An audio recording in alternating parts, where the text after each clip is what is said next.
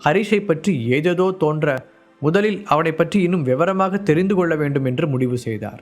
அதற்கு முதல் படியாக சந்தனாவிற்கு ஃபோன் செய்த திலகா, சந்தனா, இருந்த பதட்டத்தில் நான் ஹரிஷுக்கு தேங்க்ஸ் சொல்லவே இல்லை. அப்புறம் அவர் செஞ்ச உதவிக்காக நான் ஒரு விருந்து கொடுக்க நினைக்கிறேன். நாளைக்கு நான் சொல்கிற இடத்துக்கு நீ ஹரிஷையும் கூட்டிகிட்டு வந்துரு என்று சொல்ல, மறுமுனையில் இருந்த சந்தனா பேசுவது தன் அம்மா தானா என்ற சந்தேகத்துடன் அதிர்ச்சியாகி நின்றாள். என்னன்னே தெரியல, திடீர்னு என் அம்மாவுக்கு உன் மேலே ரொம்ப பாசம் பொங்குது. உன்னை பார்க்கணும், உனக்கு விருந்து கொடுக்கணும்னு ரெஸ்டாரண்ட்டுக்கெல்லாம் வர சொல்லியிருக்காங்க ஹரி என்று சந்தனா சொல்ல, இத்தனை நாளாக எப்போ பாரு என்னை திட்டிக்கிட்டே இருப்பாங்க, இப்போ திடீர்னு என் மேலே பாசம் வந்திருக்கு. அவங்க திட்டும்போதெல்லாம் கேட்டதால் இப்போ இவங்களோட பாசத்தையும் வாங்கிக்கணும்னு தானே. ஸோ தேவையில்லாமல் எதுவும் பேசி அவங்கள கஷ்டப்படுத்திட வேண்டாம், போய் அவங்க கூட சாப்பிட்டுட்டு வந்துடலாம் என்றான் ஹரிஷ். சரி என்று அவளும் சொல்லி முடித்த நேரம் இருவரும் ரெஸ்டாரண்ட் வாசலில் வந்து நின்றிருந்தனர். அங்கே திலகா அவர்களுக்கு முன்னாலே அங்கு காத்து கொண்டு இருந்தார். இருவரையும் பார்த்தவுடன், லஞ்சுக்கு வாங்கன்னு சொன்னால் இவ்வளோ லேட்டாக வந்திருக்கீங்க, இவ்வளோ லேட்டாக தான் தினமும் சாப்பிட்டுட்டு இருக்கீங்களா, உடம்பு என்னத்துக்காகிறது, ஹரிஷ் நீயாவது டைமுக்கு சாப்பிட வேண்டாமா என்று அன்பு மழையை பொழிய ஹரிஷ் மற்றும் சந்தனா இருவரும் ஒருவரை ஒருவர் பார்த்து கொண்டனர். திலகாவின் திடீர் மாற்றத்தில் ஒன்றும் புரியாமல், பிறகு என்னம்மா திடீர்னு மீட் பண்ணணும்னு சாப்பிடணும்னு கூப்பிட்ருக்கீங்க, என்ன விஷயம் என்று கேட்டுக்கொண்டே சந்தனா அங்கிருந்த இருக்கையில் அமர, இது என்ன கேள்வி, நீங்கள் 2 பேரும் நல்லா இருக்கணும்னு தான் நான் எல்லாமே பண்ணுறேன், திடீர்னு உங்களை பார்க்கணும் போல இருந்துச்சு, அதுக்காக தான் வர சொன்னேன் என்று சொல்லி முடித்தவர் மூவருக்கும் தேவையான உணவை அவரே ஆர்டர் செய்தார். ஹரிஷ் மற்றும் சந்தனா இருவரும் பார்வையாளர்கள் போல அமைதியாக இருந்தனர்.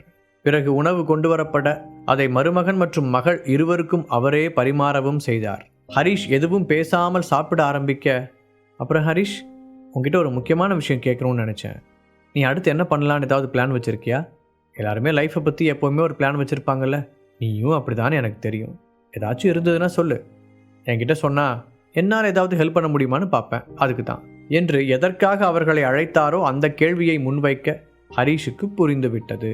இருந்தும், நீங்கள் எதை பற்றி கேட்குறீங்க அத்தை, எனக்கு புரியல என்று ஒன்றும் தெரியாதவன் போல கேட்டு வைத்தான். அதேதான்ப்பா, இன்னும் எவ்வளோ நாள் இப்போ பார்க்குற வேலையவே பார்க்கலான் இருக்க, அடுத்து என்ன பண்ணலாம், ஏதாவது பிஸ்னஸ் பண்ணுற ஐடியா இருக்கா என்று அப்படி இப்படி என அவன் வாயால் அவனது பின்புலத்தை பற்றி ஏதாவது சொல்வானா என்பதை தெரிந்து கொள்வதற்காக கேள்விகளை திரித்து திரித்து கேட்டார் திலகா. ஓ, நீங்கள் அதை பற்றி கேட்குறீங்களா, உண்மையை சொல்லணும்னா நான் அதை பற்றிலாம் இப்போ வரைக்கும் யோசிச்சது கூட இல்லை என்றான். இப்போதைக்கு அவனை பொறுத்தவரை முக்கியமான வேலை என்றால் எப்படியாவது அவனுடைய பலத்தை அதிகரித்து கொள்ள வேண்டும். அவனுக்கு ஆபத்து விளைவிக்கக்கூடிய அனைவரிடமிருந்தும் தன்னையும் தன்னை சேர்ந்தவர்களையும் தற்காத்து கொள்ள வேண்டும். கூடிய சீக்கிரம் அவனுக்கான சாம்ராஜ்யத்தை முழுதாக கட்டி முடிக்க வேண்டும். அவன் சொன்ன பதிலை கேட்டு திலகாவிற்கு எரிச்சல் தான் வந்தது. ஒரு அம்மாவை உங்கள் 2 பேரையும் நினச்சி எனக்கு ரொம்ப கவலையாக இருக்குது. அதுவும் ஹரிஷ், நீ இப்படி எந்த பிளானும் இல்லைன்னு சொல்கிறத பார்த்தா எனக்கு ரொம்ப பயமாக இருக்குது. தயவு செஞ்சு அடுத்து என்ன பண்ணுறதுன்னு யோசி, இல்லைனா தேவையில்லாமல் டைம் தான் வேஸ்ட் ஆகும். அப்புறம் நீ திரும்பி பார்க்கும்போது உனக்கு அந்த அளவுக்கான நேரம் எப்பவுமே கிடைக்காது என்று அறிவுரை கூறுவது போல அவனிடம் பேச்சை நீடித்தார். நீங்கள் சொல்கிறதெல்லாம் எனக்கு புரியுதத்த, ஆனால் நான் இப்போ நிறைய விஷயத்தில் யோசனை பண்ணிகிட்டு இருக்கேன். அதனால் அப்பப்போ அடுத்து என்ன பண்ணலான்னு யோசிக்கும்போது என்னோடய பிளான் எல்லாம் மாறிக்கிட்டே இருக்குது. அதனால தான் நீங்கள் கேட்குற மாதிரி ஒரு வாழ்க்கை முறையை பற்றி என்னால் பேச முடியல என்று திலகாவிற்கு புரிய வைக்க முயல. சும்மா நிறுத்து ஹரிஷ், இன்னும் எவ்வளோ நாளைக்கு இப்படியே இருக்கலான்னு முடிவு பண்ணியிருக்க? காலம் முழுக்க நான் உன்னை டெய்லியும் எதுவுமே பண்ணலான்னு கம்ப்ளைண்ட் பண்ணுறதையே கேட்டுக்கிட்டு இருக்கலான்னு முடிவு பண்ணிட்டியா? இல்லை இப்படியே எதுவும் பண்ணாமல் ஜாலியாக சுற்றலான்னு முடிவு பண்ணிட்டியா? வாழ்க்கையில் முன்னேறணும், பணம் சம்பாதிக்கணும், பெரிய ஆள் ஆகணுன்ற எண்ணம்லாம் உனக்கு இல்லையா என்று அதற்கு மேல் பொறுமை காக்க முடியாமல் சற்று குரல் உயர்த்தி கேட்டார் திலகா. அப்படி இல்லை அத்தை, நான் என்ன சொல்ல வரேனா என்று அவன் மீண்டும் விளக்கம் சொல்ல வர, அதெல்லாம் ஒன்றும் வேண்டாம், நீ ஏதோ ஒரு உண்மையை மறைக்கிற, எனக்கு நல்லாவே தெரிஞ்சு போச்சு, அது என்னன்னு சொல்லு என்று கேட்டவர் பின் தானே அந்த பேச்சிலிருந்து பின்வாங்கி விட்டு, இங்கே பாரு ஹரிஷ், இப்போ நாம் எல்லாரும் ஒரே குடும்பம் ஆயிட்டோம், நாம் எல்லாரும் ஒன்றா இருக்கோம். இந்த குடும்பம் நல்ல முறையில் செயல்படணும்னா நீயும் சம்பாதிக்கணும், நீயும் கொஞ்சம் பணம் கொடுத்து இந்த குடும்பத்தை மேலே கொண்டு வரதுக்கு முயற்சி பண்ணணும் என்று சொன்னவர் அவனையும் சந்தனாவையும் ஒரு முறை பார்த்துவிட்டு, உன்னோட பழைய கால வாழ்க்கை எப்படி இருந்துச்சுன்னு எனக்கு தெரியாது, ஆனால் என் பொண்ணை கல்யாணம் பண்ணதிலிருந்து நீ எதுவுமே பண்ணலை, உன்னால் பிரச்சனை மட்டும்தான் வருது, அவள் சம்பாதிக்கிற பணத்தில் தான் இப்போ வரைக்கும் நீ வாழ்ந்துக்கிட்டு இருக்க, இன்னும் எவ்வளோ நாளைக்கு இப்படியே இருக்கலான்னு நீ மனசில் திட்டம் வச்சுருக்க, அதை பற்றி தான் நான் தெரிஞ்சுக்கணும்னு ஆசைப்பட்றேன், உன்னால் இதுக்கு பதில் சொல்ல முடியுமா என்று இப்போது பூசி மொழுகும் பேச்செல்லாம் இல்லாமல் நேருக்கு நேராகவே கேட்டிருந்தார்.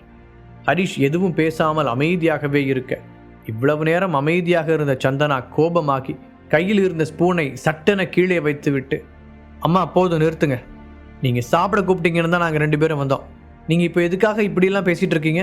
இதை பற்றிலாம் கேட்கறதுக்காக தான் நீங்கள் வர சொல்லியிருக்கீங்கன்னு தெரிஞ்சிருந்தால் நாங்கள் 2 பேரும் வந்திருக்கவே மாட்டோம் என்று அவனை மரியாதை இல்லாமல் பேசியதை ஏற்றுக்கொள்ள முடியாமல் அம்மாவிடம் சண்டைக்கு தயாரானாள் சந்தனா. இப்போ நான் அப்படி என்ன கேட்கக்கூடாத கேள்வியை கேட்டுட்டேன்னு இப்படி உன் புருஷனுக்காக சண்டைக்கு வர? ஊர் உலகத்தில் போய் பாரு, எல்லாரும் எப்படி சம்பாதிச்சு குடும்பத்தை காப்பாற்றிட்டு இருக்காங்கன்னு. நான் என்ன அவங்கள மாதிரியே இவனை சம்பாதிக்க சொன்னேனா? ஏதோ கொஞ்சமாச்சும் இந்த குடும்பத்தை பார்த்துக்கிற அளவுக்கு சம்பாதிக்க தானே கேட்குறேன். அதை கூட உன் புருஷன்கிட்ட கேட்கக்கூடாதா? இல்லை இவங்கிட்ட 10 தலைமுறைக்கு உட்காந்து சாப்பிட்ற அளவுக்கு சொத்து இருக்கா? அப்படி இருந்தால் சொல்ல சொல்லு. இதுக்கு மேலே நான் எதுவுமே பேசலை. உனக்கு எதிர்காலத்துக்கு ஒரு பாதுகாப்பு இருக்குன்னு நினச்சி தான் நான் அமைதியாக இருந்துடுறேன் என்ற நேக்காக பேசி அவனிடமிருந்து விஷயத்தை தெரிந்து கொள்ள முயன்றார் திலகா. அம்மா, நீங்கள் ஏன் திரும்ப திரும்ப இதையே பேசிகிட்டு இருக்கீங்க? ஒருவேளை நீங்கள் சொல்கிற மாதிரி அவங்ககிட்ட பணம் இருந்தால் அது அவனோட பணம். அதை முதல்ல புரிஞ்சுக்கோங்க. அந்த பணத்துக்கும் நம்மளுக்கும் எந்த சம்மந்தமும் இல்லை என்று எந்த நிலையிலும் ஹரீஷிடமிருந்து பணத்தை தான் எதிர்பார்க்கவில்லை என்பதை அழுத்தம் திருத்தமாக கூறினாள். ஹரீஷ் நடக்கும் அனைத்தையும் ஒரு சின்ன சிரிப்புடன் வேடிக்கை பார்த்து கொண்டிருந்தான். திலகா எதற்காக இப்படியெல்லாம் பேசுகிறார் என தெரிந்து கொள்வதற்காக அவர் வார்த்தைகளை மாற்றி மாற்றி திரித்து பேசுகிறார் என்று அவனுக்கு நன்றாகவே தெரியும். கடந்த காலத்தில் நடந்த சம்பவங்களை நினைத்து பார்த்தவனுக்கு திலகா இந்த மாதிரியெல்லாம் நடந்து கொள்ளவில்லை என்றால்தான் ஆச்சரியம் என்று தோன்றியது. ஆனால் சற்று மெதுவாக காய் நகர்த்துவார் என்று அவன் நினைத்திருந்தான்.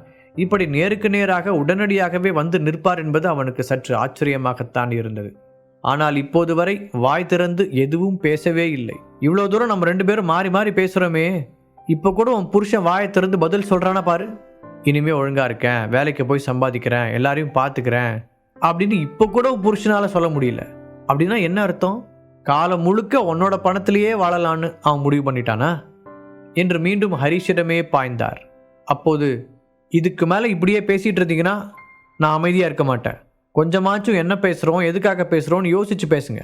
அவங்கிட்ட பணம் இருக்கு இல்லை, இப்போ அது விஷயமே இல்லை.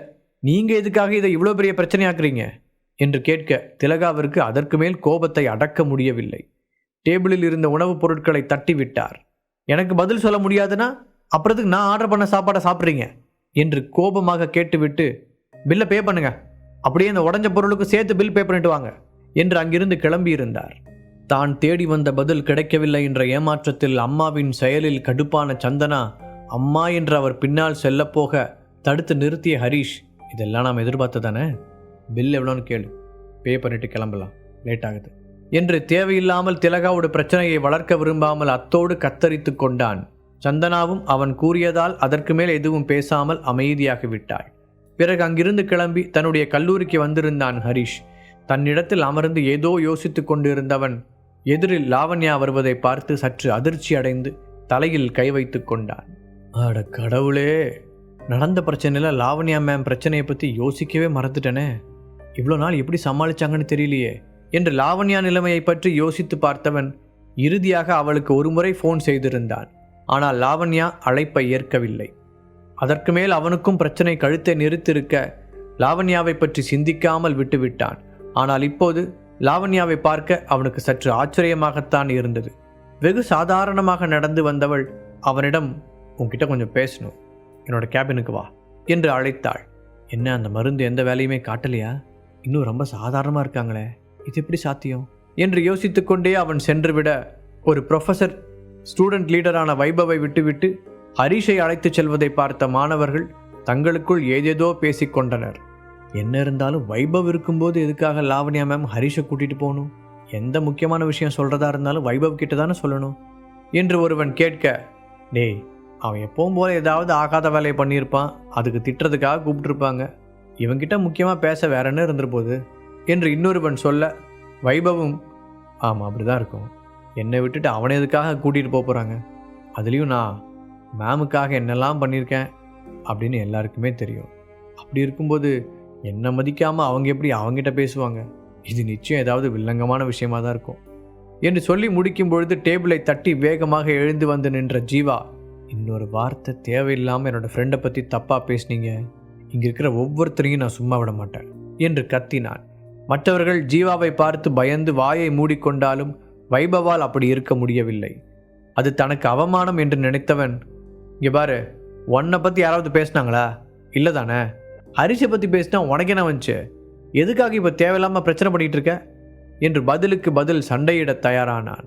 சட்டை காலரை மடக்கிவிட்ட ஜீவா, அப்படியா, என் கூட சண்டை போட்டு ஜெயிச்சுட்டு அதுக்கப்புறம் என் நண்பனை பற்றி என்ன வேணாலும் பேசிக்க, என்ன சண்டைக்கு தயாரா என்று கேட்க ஜீவாவின் பலத்தை பற்றி வைபவிற்கு நன்றாகவே தெரியும்.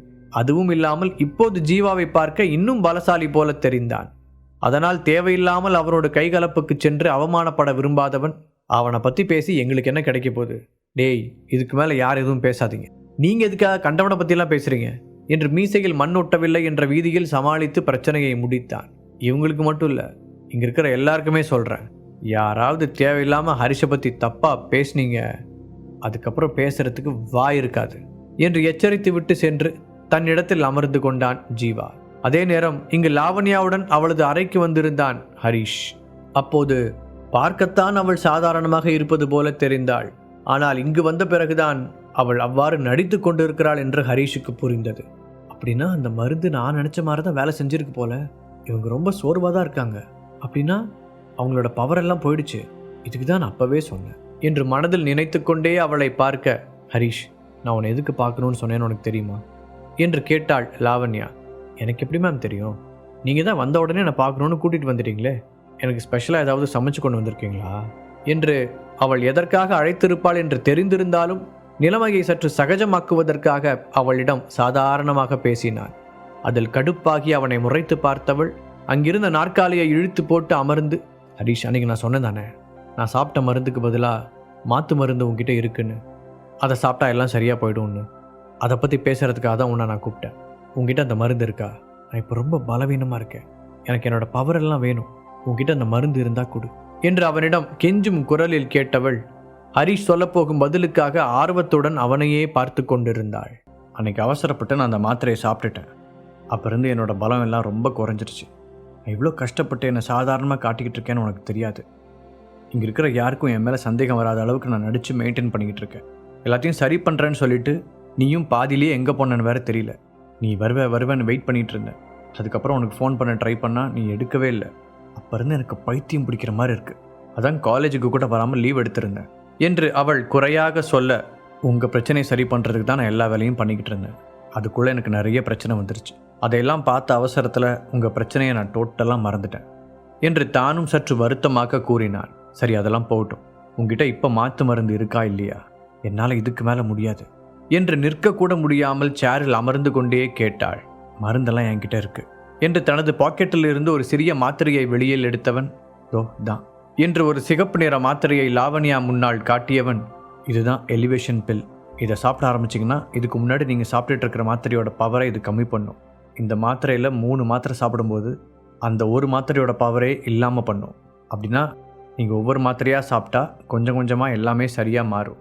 ஆனால் இதில் ஒரு பிரச்சனை இருக்குது என்று அவன் விளக்கம் சொல்லி முடிப்பதற்கு முன்னரே, இந்த மாத்திரை சாப்பிட்டால் அனைத்தும் சரியாகிவிடும் என்பது வரை மட்டும் கேட்ட லாவண்யா, அப்பாடா இதுக்காக தான் நான் வெயிட் பண்ணிகிட்டு இருந்தேன், ரொம்ப தேங்க்ஸ் என்று சொல்லி அந்த மாத்திரையை அவன் கையில் இருந்து பிடுங்கி வாயில் போட்டிருந்தாள். ஹரிஷ் அவளை பார்த்து தலையில் அடித்து கொண்டான். ஒரு விஷயத்தை சொல்லி முடிக்கிறதுக்குள்ளே ஏன் இவ்வளோ அவசரப்படுறீங்க? நான் அந்த மருந்தை பற்றி முழுசாக இன்னும் உங்களுக்கு சொல்லவே இல்லை என்று சொல்ல, அதில் அதிர்ச்சியாகி திரும்பி பார்த்தவள், இதில் ஏதாவது பிரச்சனை இருக்கா என்று கேட்டாள். ஹரிஷ் அதற்கு பதில் சொல்லாமல் அவளை பார்க்க லாவண்யா உடலில் இருந்து ஒரு வித்தியாசமான சத்தம் கேட்டது. பிறகு கொஞ்சம் கொஞ்சமாக அவள் உடலில் மாற்றங்கள் தென்பட்டது. அவள் சோர்வு நிலையிலிருந்து பலம் பெறுகிறாள் என்பதை எதிரில் இருந்த ஹரிஷால் புரிந்து கொள்ள முடிந்தது. அவள் இழந்திருந்த பலம் கொஞ்சம் கொஞ்சமாக திரும்பி அவளிடம் வந்து கொண்டிருப்பது அவளுக்கும் தெரிந்தது. ஹரிஷ் அவளை ஒரு சின்ன சிரிப்புடன் பார்த்து கொண்டு அமர்ந்திருந்தான். அவள் பலவீனமான நிலையிலிருந்து மீண்டும் பலமாக மாறுவது அவனுக்கு சந்தோஷம்தான். இன்னொரு பக்கம் அவள் யூனியன் மெம்பராக இருப்பதால் அதனால் தனக்கு ஏதாவது ஆபத்து இல்லை இடையூறு வருமா என்று சிந்திக்க ஆரம்பித்தான். இன்னொரு பக்கம் தன்னையே மாறி மாறி பார்த்து கொண்ட லாவண்யா, எனக்கு நல்லாவே டிஃப்ரென்ஸ் தெரியுது, என்னோட பலம் ஓரளவுக்கு எனக்கு திரும்ப வந்த மாதிரி இருக்கு, ஆனால் முழுசாக நான் பழைய மாதிரி மாறின ஃபீலிங் இல்லையே, இதெல்லாம் எப்போ சரியாகும்? இல்லை இப்படியே இருந்துருவேனா? என்னோட மற்ற பவர் எல்லாம் வராதா என்று அவள் அடுக்கடுக்காக கேட்டுக்கொண்டே போக, இதுக்கு தான் கொஞ்ச நேரத்துக்கு முன்னாடி நான் சொன்ன இன்ஸ்ட்ரக்ஷன்ஸ் எல்லாம் நீங்கள் கவனிங்கன்னு சொன்னேன். எதையுமே கவனிக்காமல் இப்போ கேள்வி மேலே கேள்வி கேட்டால் நான் என்ன பதில் சொல்கிறது என்று அவளை முறைத்து பார்த்து கொண்டு கேட்க, அவளும் அவனை பார்த்து அசட்டுத்தனமாய் சிரித்து வைத்தாள். சாரி ஹரிஷ், நான் ரொம்ப ஆர்வமாக இருந்ததுனால நீ சொன்னதை சரியாக கவனிக்கல. இப்போ சொல்லு, இந்த மருந்து எவ்வளோ நாளில் வேலை செய்யும் என்று கேட்க, இந்த ஒரு மாத்திரை நீங்கள் சாப்பிட்ருக்கிற பழைய மாத்திரையோட 1/3 பிரச்சனையை தான் சரி பண்ணும். நீங்கள் 3 மாத்திரை சாப்பிட்டு முடிக்கும்போது தான் முழுசாக அந்த மருந்து எஃபெக்ட் எல்லாமே தெரியும். இதைத்தான் நான் முன்னாடியே சொன்னேன். நீங்கள் இன்னும் 2 மாத்திரை சாப்பிட்டு முடிக்கும்போது எல்லாமே சரியாக போயிடும் என்று அவன் சொல்லி முடிக்க, அப்படியா, சரி, அந்த 2 மாத்திரையை உடனே கொடு, இப்போவே சாப்பிட்றேன், எங்கே அந்த பில் என்று அவனை அவசரப்படுத்த, அவள் அப்படி கேட்டது ஹரிஷுக்கு ஆச்சரியத்தை கொடுக்கவில்லை. முதல் மாத்திரையை அவன் பேசி முடிப்பதற்குள் சாப்பிட்டவள் குறைந்தபட்சம் இப்போது தன்னிடம் கேட்கிறாளே என்று மனதிற்குள் நினைத்து கொண்டவன், ஒரு நிமிஷம் இருங்க மேடம், அந்த மாதிரி அப்படியே சாப்பிட்றதுல கொஞ்சம் ப்ராப்ளம் இருக்குது, அதைத்தான் நான் சொல்லிக்கிட்டு இருந்தேன், இப்போ தயவு செஞ்சு கேளுங்க என்றவன் அவளுக்கு விளக்க ஆரம்பித்தான்.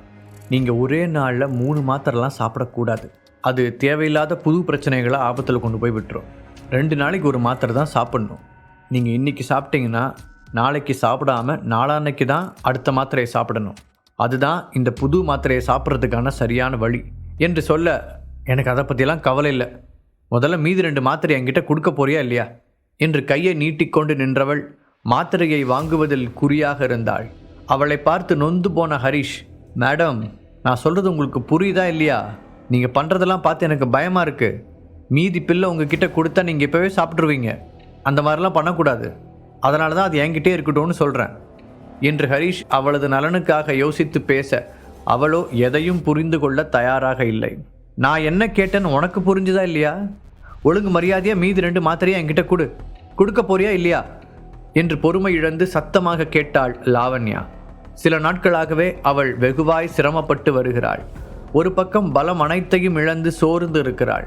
இன்னொரு பக்கம் அதை யாருக்கும் தெரியாமல் மறைக்க சாதாரணமாக இருப்பது போல் நடித்து கொண்டு இருக்கிறாள். ஒரு வாரத்திற்குள் இதுவே பெரும் பிரச்சனையாக மாறி அவளை பெரிய மன உளைச்சலில் ஆழ்த்தி இருந்தது. எப்படியாவது ஹரிஷ் தனக்கு தேவையான மாற்று மருந்தை கொண்டு வருவான் என்ற நம்பிக்கையில்தான் அவள் பொறுமையாக காத்திருந்தாள். அந்த பொறுமை கூட கொஞ்சம் கொஞ்சமாய் குறைய ஆரம்பித்திருந்தது. நல்ல வேளையாக ஹரிஷ் வந்து விட்டான். அதனால் இப்போது தன்னுடைய பிரச்சனையில் இருந்து வெளிவந்தால் போதும் என்று மட்டுமே யோசித்து வைத்திருப்பதால் அதற்கு பின்னால் வரப்போகும் ஆபத்தை ஹரிஷ் சொல்வதையெல்லாம் பொறுமையாக கேட்க கூட முடியவில்லை. மேம், உங்ககிட்ட டேப்லெட்டை கொடுக்கறதுல பிரச்சனை இல்லை, ஆனால் நீங்கள் இப்போ இருக்கிற கண்டிஷனில் உங்ககிட்ட கொடுக்கறது சரியாக வரும்னு எனக்கு தோணலை, அதுக்காக தான் யோசிக்கிறேன் என்று சொன்னவனுக்கு இந்த புதிய மாத்திரையை தயாரிப்பது ஒன்றும் அவ்வளவு கடினமான வேலை கிடையாது. ஆனால் அதன் பின்விளைவுகள் தான் இப்போது பிரச்சனையே.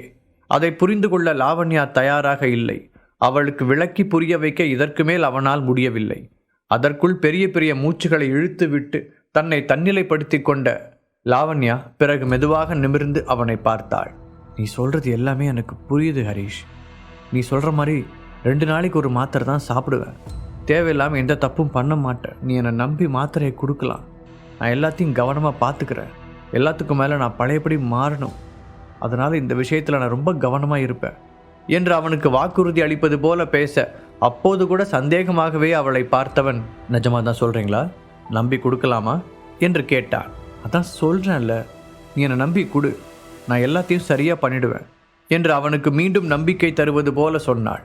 அதை கேட்டவன், சரி, நான் உங்களுக்கு மாத்திரை கொடுக்குறேன் என்று தனது பாக்கெட்டில் இருந்து சிறிய டப்பாவை எடுத்தவன் அதில் மீதம் இருந்த 2 மாத்திரைகளையும் அவளிடம் கொடுத்தான். என்னதான் அவர் கூறிய அறிவுரைகள் அனைத்தும் புரிந்திருந்தாலும் அவள் இருக்கும் நிலையில் அதை பற்றி யோசிக்காதவன் அடுத்த நொடியே அவன் கொடுத்த 2 மாத்திரைகளையும் வாயில் போட்டிருந்தாள். ஹரிஷுக்கு அவளை தடுப்பதற்கு கூட அவகாசம் கிடைக்கவில்லை. அவன் அதிர்ச்சியாக பார்க்க, ஏன், எதுக்கு இங்கே வெயிட் பண்ணிட்டு இருக்க?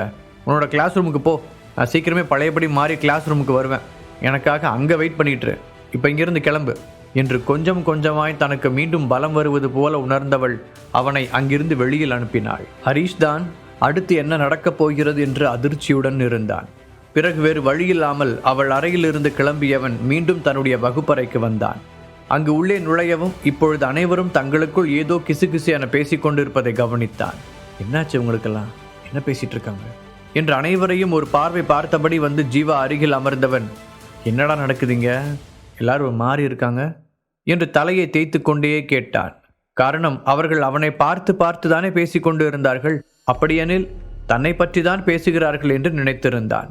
தலையை குனிந்து அமர்ந்திருந்த ஜீவா அவனை பார்த்தவுடன், எங்கடா போன, ஜீவா என்று அவனை தன் அருகில் அமர்த்தி, பெரிய பிரச்சனை ஆயிடுச்சு, நான் சொல்கிறத விட நீயே பாரு, அப்போதான் புரியும் உனக்கு என்று அவனிடம் ஒரு புகைப்படத்தை ஃபோனில் காண்பித்து, இதை பார் உனக்கு எல்லாம் புரியும் என்று சொல்ல, என்ன நடக்குதுன்னு கேட்டால் ஃபோனில் என்னடா காமிக்கிற என்று அவனை புரியாமல் பார்த்து கேட்ட ஹரிஷ் ஃபோனை பார்த்த அடுத்த நொடி அதிர்ந்து போனான்.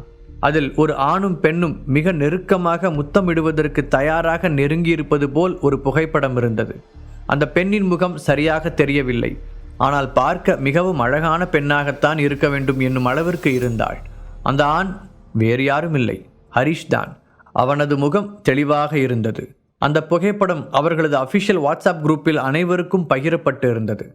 ஹரிஷ் புரியாமல் அதை பார்த்து கொண்டு இருக்க, அவன் பின்னால் வந்து நின்ற ஒருவன், என்னடா ஹரிஷ், உன்னை பற்றி நாங்கள் எல்லாரும் என்னமோ நினச்சோம், இவ்வளோ பெரிய ஆளாக இருக்க, பொண்ணு விஷயத்தில் இவ்வளோ பெரிய மன்மதன் எங்களுக்கு தெரியாமலே போயிடுச்சுடா, செமடா நீ என்று பெருமையாக சொல்வது போல் அந்த புகைப்படத்தில் இருப்பது ஹரிஷ் தான் என்பதை மீண்டும் ஒரு முறை தெளிவாக குத்தி காட்டினான். ஹரிஷ் அதற்கு பதில் சொல்வதற்கு முன், ஆனால் அந்த பொண்ணு பார்க்க செம்மையாக இருக்கு, ரொம்ப அழகான பொண்ணு போல, அது யார், எங்களுக்கெல்லாம் இன்ட்ரோ கொடுக்க மாட்டியா, அந்த பொண்ணு எங்கே இருக்கா, அவளை பற்றி ஏதாவது டீட்டெயில்ஸ் சொல்லு, நாங்களும் அவளை பார்ப்போம்ல, என்னங்கடா என்று வேண்டுமென்றே அவரிடம் வம்பு செய்தான் வைபவின் இன்னொரு நண்பன். அப்போது அங்கு வந்து நின்ற வைபவ், சும்மா இருங்கடா, அது ஏதோ ஃபோட்டோஷாப் பண்ண ஃபோட்டோ மாதிரி இருக்கு, உண்மையான ஃபோட்டோவாக இருக்க வாய்ப்பே இல்லை, இவனை நம்பி எந்த பொண்ணு இவன் கூட பேசும், அதுலேயும் இவ்வளோ நெருக்கமாக இருக்கிற மாதிரி எதுக்கு இவங்கிட்ட ஒரு பொண்ணு வந்து பேச போகுது என்று அந்த பெண் அழகாக இருப்பதை பொறுத்து கொள்ள முடியாமல் அனைத்தும் பொய் என்று பேச ஆரம்பித்திருந்தான் வைபவ். அதுவும் இல்லாமல் விஷயம் ஹரிஷை பற்றியது. அது எப்படி போய் முடிந்தாலும் அவனுக்கு ஆபத்தால் முடிந்தால் போதும் என்று தானும் இணைந்து பிரச்சனையை பெரிது பண்ண ஆரம்பித்திருந்தான். இன்னொரு பக்கம் மற்றவர்கள் அனைவரும், ஆமாம் நான் அப்போ கூட நம்பலை, இப்போ பாரேன் ஹரிஷ் எதுவுமே சொல்லாமல் இருக்கான், அப்படின்னா அதில் இருக்கிறது அவன்தான் போல என்று மற்றவர்கள் தங்களுக்குள் மீண்டும் மீண்டும் அதை பற்றியே பேசிக்கொண்டிருந்தனர். ஹரிஷ் அவர்கள் பேசுவதையெல்லாம் கண்டுகொள்ளவே இல்லை. அவனது பார்வை முழுக்க முழுக்க இன்னொரு பக்கம் அமர்ந்திருந்த பூஜாவின் மீதுதான் இருந்தது. காரணம், அந்த படத்தில் இருப்பது அவள் என்று மற்றவர்களுக்கு தெரியவில்லை என்றாலும் அது அவளது புகைப்படம் தான் என்பது ஹரிஷுக்கு நன்றாகவே தெரியும். தன்னால் அவளுக்கு ஆபத்து வந்துவிட்டது என்ற யோசனையோடு அவளையே பார்த்து கொண்டிருந்தான். என்ன ஹரிஷ், நாங்கள் எல்லாரும் மாறி மாறி கேட்டுக்கிட்டு இருக்கோம், நீ பதில் சொல்லாமலே இருக்க என்று வைபவின் நண்பன் மீண்டும் கேள்வி கேட்க, இப்போ உனக்கு என்ன பதில் வேணும், என்கிட்ட கேளு, நான் உனக்கு பதில் சொல்கிறேன் என்று சட்டை கையை மடக்கிவிட்டபடி எழுந்து நின்றான் ஜீவா. ஹரிஷின் எண்ணமெல்லாம் அந்த புகைப்படத்தை யார் எடுத்திருப்பார், யார் பகிர்ந்திருப்பார், எப்படி அப்படிப்பட்ட ஒரு புகைப்படம் வெளியில் வந்திருக்கும் என்று வேறேதோ சிந்தனையில் ஓடிக்கொண்டிருந்தது. இன்னொரு பக்கம் ஹரிஷ் ஒரு பிரச்சனையில் வசமாக சிக்கிக்கொண்டான். இதை வைத்து எப்படியாவது அவனை மொத்தமாக அழித்து விடலாம் என்ற அளவிற்கு வைபவ் திட்டம் தீட்டி வைத்திருந்தான். அதனால் ஜீவா ஹரிஷுக்கு சப்போர்ட்டாக வந்ததை பார்த்து பற்களை கடித்த வைபவ், இங்கே பாரு ஜீவா, அப்போ நாங்கள் எல்லாரும் அவனை கிண்டல் பண்ணோம், நீ சப்போர்ட்டுக்கு வந்து சண்டை போட்ட, ஓகே, இப்போ நாங்கள் எதுவுமே தப்பாக பேசலையே, அவன் என்ன பண்ணியிருக்கானோ அதைத்தானே பேசிக்கிட்டு இருக்கோம், அதுக்கும் எங்ககிட்ட சண்டைக்கு வந்தால் என்ன அர்த்தம், நாங்கள் இவ்வளோ கேள்வி கேட்டோம், அதில் இருக்கிறதெல்லாம் பொய்ன்னு இப்போ வரைக்கும் அவன் சொல்லவே இல்லை, அப்படின்னா அதில் இருக்கிறதெல்லாம் உண்மை தானே, அதைத்தானே நாங்கள் கேட்டுக்கிட்டு இருக்கோம், தப்பு பண்ணலைன்னா பண்ணலைன்னு சொல்ல வேண்டியது தானே, எதுக்கு அமைதியாக இருக்கணும் என்று பிரச்சனையை வேறு விதமாக மாற்ற பார்க்க ஜீவா ஹரிஷை பார்த்தான். ஆனால் ஹரிஷோ இங்கு நடப்பதை கவனிக்கவே இல்லை. ஜீவா அவனுக்காக, இப்போ எதுக்கு தேவையெல்லாம் பேசிகிட்டு இருக்கீங்க என்று சண்டைக்கு வர, வைபவோ, நாங்கள் ஒன்றும் இல்லாததை பேசி பிரச்சனை பண்ணலையே, நாம் எல்லாரும் என்ன பார்த்தோமோ அதைத்தானே கேட்குறோம், இது எல்லாமே பொய்யா இருந்தால் அவன் வாயை திறந்து சொல்ல வேண்டியது தானே, உண்மையாக இருக்கிறதுனால தான் இப்போ வரைக்கும் அமைதியாக இருக்கான், அதனால தான் நாங்கள் பேசுகிறோம், இப்போ கூட அதை பொய்ன்னு சொல்ல சொல்லு, நாங்கள் அமைதியாகிடுறோம் என்று கைகளை கட்டிக்கொண்டு திமிராக கூறியவன் ஜீவா மற்றும் ஹரிஷ் இருவரையும் மாறி மாறி பார்த்தான். ஓ, உண்மை எதுவோ அதை மட்டும்தான் பேசுவீங்க, உண்மையை தவிர வேறு எதுவுமே பேச மாட்டீங்க, அப்படி தானே? அப்படின்னா நான் உங்களுக்கு இன்னொரு உண்மையையும் சொல்கிறேன், நீங்கள் மட்டும் இப்போ வாய் மூடிட்டு உங்கள் இடத்துல போய் உட்காரலன்னா அப்புறம் பேசுகிறதுக்கு வாய் இருக்காது, ஒன்றும் இருக்காது, அடித்து உடச்சிருவேன், இதுவும் உண்மைதான். இதை பற்றி பேசுவோமா, இல்லை உண்மையை நிஜமாக செஞ்சு காமிச்சாதான் உங்களுக்கு தெரியுமா? நான் எல்லாத்துக்கும் தயார் தான் என்று கைகளை முறுக்கி கொண்டே கேட்க வைபவ் அவனை பார்த்து பயந்தான். ஹரிஷ், பிடி இப்போது தங்கள் கையில் இருப்பதால் என்ன வேண்டுமானாலும் பேசலாம், ஜீவா பதில் பேச மாட்டான் என்று நினைத்திருக்க, அவனோ அடிக்கவே தயாராக இருப்பதை பார்த்த வைபவுக்கு பயம் தானாக வந்துவிட்டது. இந்த உலகத்தில் உண்மையை பேசுறதுக்கு மரியாதையே இல்லை, ஃப்ராடு பண்ணுறவனுக்கு தான் சப்போர்ட்டுக்கு எல்லாரும் வராங்க என்று கோபமாக சொல்லியவன், சென்று தன் இடத்தில் அமர்ந்து கொண்டான். பிறகு ஹரிஷ் பூஜாவின் அருகில் சென்றான். அவளோ அவனை நிமிர்ந்து பார்க்காமல் தலையை கீழே போட்டபடி அமர்ந்திருக்க, பூஜா, நான் எதுக்காக உன் பக்கத்தில் வந்திருக்கேன்னு உனக்கே தெரியும். என்ன நடந்துச்சு நீயே சொல்ல போறியா, இல்லை நான் கேட்டு தான் தெரிஞ்சுக்கணுமா என்று கேட்க, பூஜா மெதுவாக அவனை நிமிர்ந்து பார்த்து, நான் சொன்னால் நீ நம்ப போறியா இல்லையான்னு எனக்கு தெரியல ஹரிஷ். ஆனால் இதெல்லாம் எப்படி நடந்துச்சுன்னு சத்தியமாக எனக்கு தெரியாது. நான் எதுவுமே பண்ணலை. இந்த ஃபோட்டோ எப்படி வந்துச்சு, யார் அனுப்புனாங்க, எதுவுமே எனக்கு தெரியாது என்று பாவமாக கூறினாள். அவள் சொல்லும் விதத்தில் அவள் பொய் சொல்வது போல ஹரிஷுக்கு தெரியவில்லை.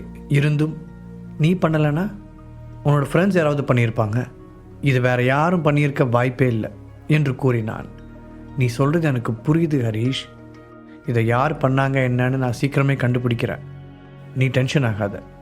இது எப்படி சரி பண்ணுறது நான் பார்க்குறேன் என்று சொன்னவள் அதற்கான வேலைகளை ஆரம்பிக்க, இன்னொரு புறம் ஹரிஷுக்கு அப்போதுதான் சந்தனாவின் ஞாபகம் வந்தது. உடனே போய் அவளை பார்க்கணும். இந்த ஃபோட்டோவை பார்த்தாலே தேவையில்லாத பிரச்சனை வரும். அதுக்கு முன்னாடி அவளை பார்த்து எக்ஸ்ப்ளனேஷன் கொடுக்கணும் என்று நினைத்தவன் அவளை பார்க்க கிளம்பினான்.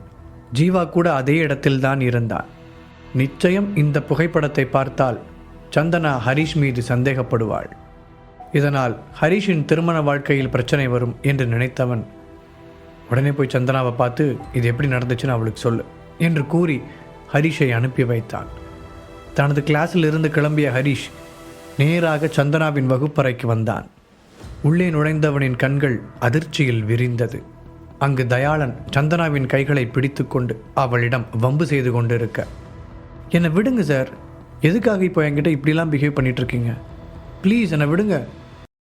முழு கதையையும் கேட்டு மகிழ பாக்கெட் FM ஆப்பை டவுன்லோட் செய்யுங்கள். லிங்க் டிஸ்கிரிப்ஷனில் கொடுக்கப்பட்டுள்ளது.